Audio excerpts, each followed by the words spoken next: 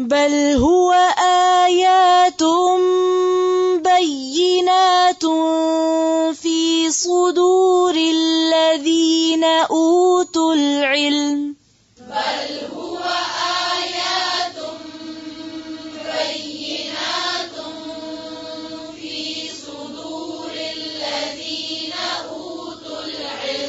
قرآن تو آج مکمل ہوا، لیکن یہ کہانی شروع کہاں سے ہوئی؟ یہ کیا ہوا کہ یہ کام ہو گیا؟ اور اگر یہاں ہو گیا تو کہیں اور بھی ہو سکتا ہے. اس لیے میں اسما سے پوچھوں گی کہ سب سے پہلے قرآن سے تعلق کیسے قائم ہوا؟ قرآن سے پہلی پہچان کیا تھی؟ میں جب 1 سال 2 مہینے کی تھی تو ماما مجھے میری نانی اماں کے پاس چھوڑ کے PhD کرنے کے لیے گئی تھی. جب میں صبح اٹھا کرتی تھی تو میں دیکھتی تھی کہ میری نانی اماں قرآن مجید پڑھ رہی ہوتی تھی اونچی آواز سے، تو میں ان کے پاس جا کے بیٹھ جایا کرتی تھی اور اکثر انہی کے پاس بیٹھ کے ادھر تکیے کے اوپر سر رکھ کے سو جایا کرتی تھی. اور میرے نانا جو تھے وہ اکثر تفسیر پڑھ رہے ہوتے تھے صبح کے وقت.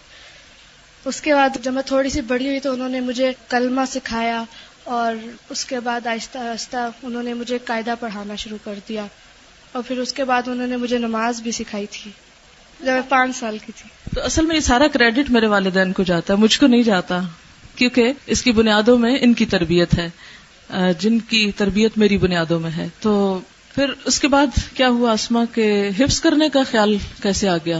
کب آیا؟ کیوں شوق پیدا ہوا؟ رمضان میں پریزیڈنسی میں تراویحیں ہوا کرتی تھی، وہاں پر ایک باجی آئی تھی لاہور سے، خدیجہ باجی.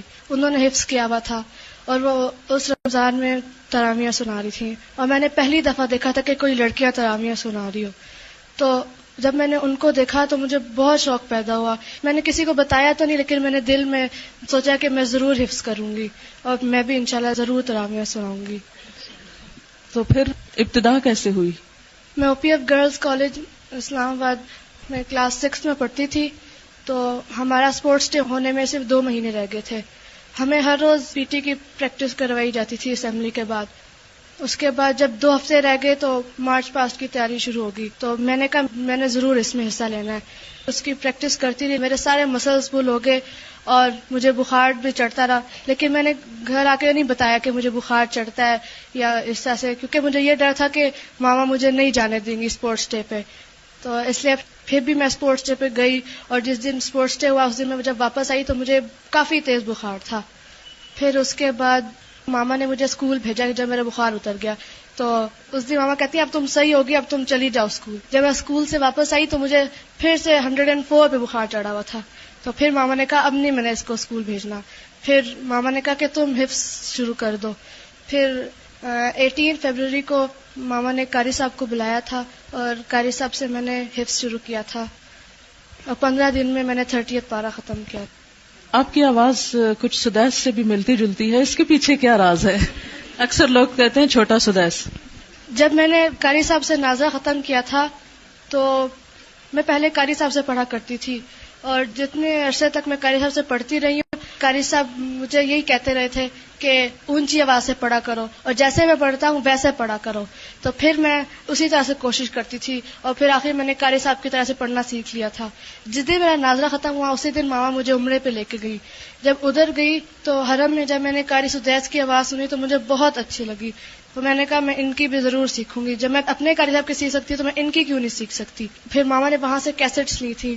جب ہم وہاں سے واپس آئے ماما ہر جمعے کو قاری سدیس کی کیسٹ لگا کے اور ہمارے ہاتھوں میں سپارے پکڑا کے بٹھا دیتی تھی. ماما کہتی تھی سنو بیٹھ کے. اور اس کے بعد میں نے آہستہ آہستہ ان کی طرح سے پڑھنا شروع کر دیا. جب قرآن پاک مکمل ہوتا ہے تو سورۃ فاتحہ پڑھتے ہیں، کیونکہ وہ ختم تو کبھی نہیں ہوا، ہمیشہ ختم کے ساتھ ہی فاتحہ پڑھتے ہیں. تو قاری سدیس کی کوشش کرو، ذرا سورۃ فاتحہ سنا دو. الحمد للہ رب العالمین الرحمن الرحیم مالک یوم الدین ایاک نعبد وإیاک نستعین اهدنا الصراط المستقیم صراط الذین انعمت علیہم غیر المغضوب علیہم ولا الضالین.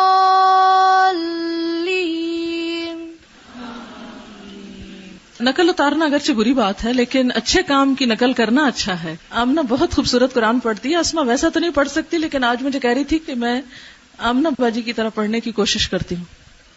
اعوذ باللہ من الشیطان الرجیم بسم اللہ الرحمن الرحیم الحمد للہ رب العالمین الرحمن الرحیم مالک یوم الدین إياك نعبد وإياك نستعين اهدنا الصراط المستقيم صراط الذين أنعمت عليهم غير المغضوب عليهم ولا الضالين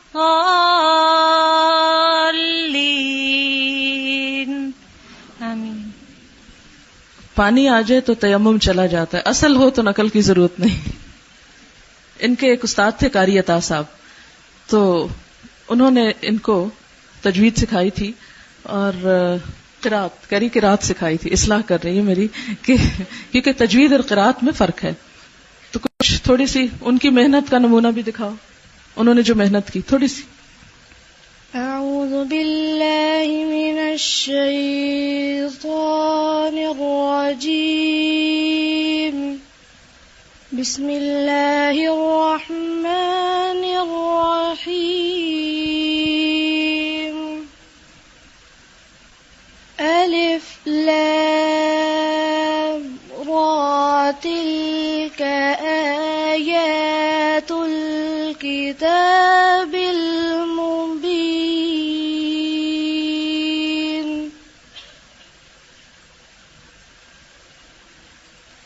انا انزلناه قرآنا عربيا لعلكم تعقلون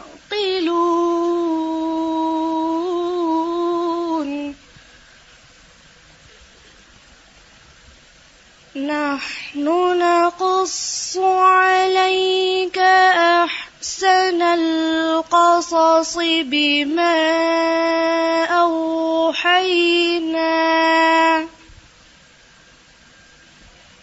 إنا أنزلناه قرآنا عربيا لعلكم تعقلون نحن نقص عليك أحسن القصص بما أوحينا إليك هذا القرآن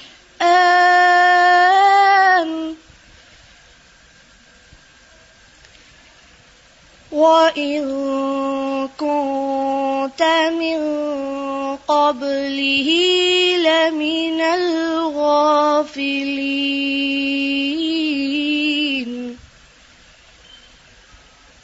إذ قال يوسف لأبيه يا أبت إني رأيت 11 كوكبا والشمس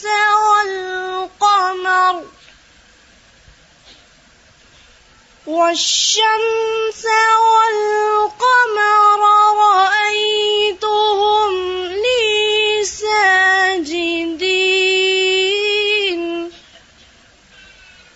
قال يا بني لا تقصص رؤياك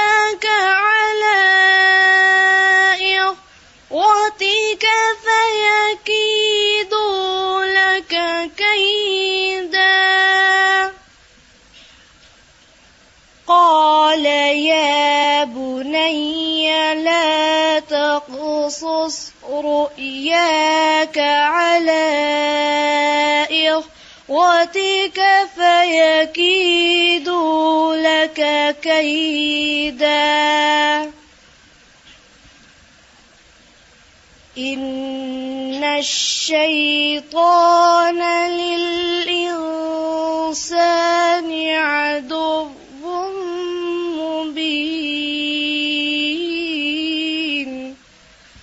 صدق اللہ العظیم. اچھا اسما، یہ بتاؤ کہ قرآن پڑھتے وقت کیا مشکل ہوئی تھی؟ شیطان کیسے بہکاتا تھا؟ کیا کہتا تھا؟ جب مجھے سبق نہیں یاد ہوتا تھا تو اس وقت مجھے سب سے زیادہ شیطان میرے پر آتا تھا، اور اس وقت بھی آتا تھا جب مجھے سپارے نہیں یاد ہوتے تھے.